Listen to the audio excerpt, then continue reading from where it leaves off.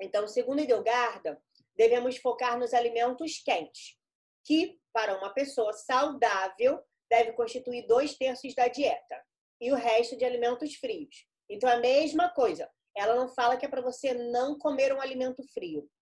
Ela não diz que é para você não comer uma salada gelada, por exemplo. Ou, sei lá, tomar um iogurte, um kefir.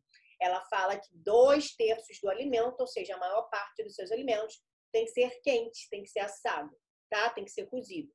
Então, pessoas com problemas de saúde, aí sim devem evitar os alimentos frios e escolher apenas os alimentos quentes. E qual é a lógica da Santa Edelgarda?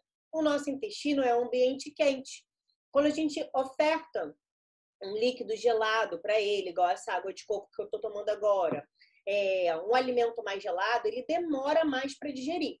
Então, uma pessoa que automaticamente já está doente, ela já tem uma deficiência digestiva. E quando você dá um alimento mais gelado para ela, essa deficiência aumenta. Por isso, ela fala sobre essa questão do equilíbrio entre quente e frio. E pessoas saudáveis têm que dar mais atenção ao alimento quente. E não saudáveis também, tá? É isso que ela fala. Então, quais são os alimentos quentes? Não é só a temperatura, por exemplo, de um líquido, a temperatura de uma preparação. Ela diz que os alimentos mais quentes liberam calor no corpo, aquecendo e estimulando a circulação sanguínea, o que traz um acréscimo de energia. Então, isso significa o quê? Melhora o metabolismo. Quais são? Espelta, aveia, grão de bico, funcho, essas castanhas, as castanhas portuguesas e a galanga, tá? Ela fala bastante da galanga, a gente vai falar aqui ao longo da aula. E os alimentos frios, claro, têm a tendência de baixar a temperatura do corpo.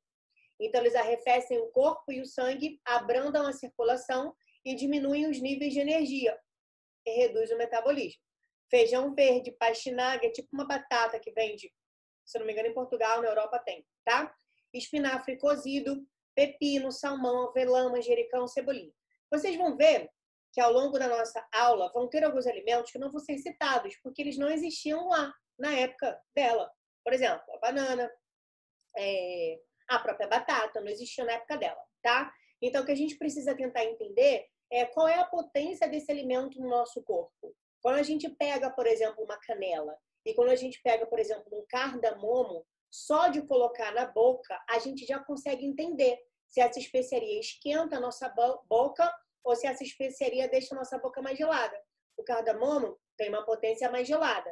A canela tem uma potência mais quente. Então, tudo isso faz parte também da nossa observação. Eu não quero ninguém aqui seguindo uma cartilha edelgardiana de alimentação. Eu quero que todo mundo comece a se observar, comece a olhar para o alimento e para as especiarias de forma mais atenta e comece a tentar entender se esse alimento é relativamente quente quando ele entra na sua boca ou se ele é gelado, tá, gente?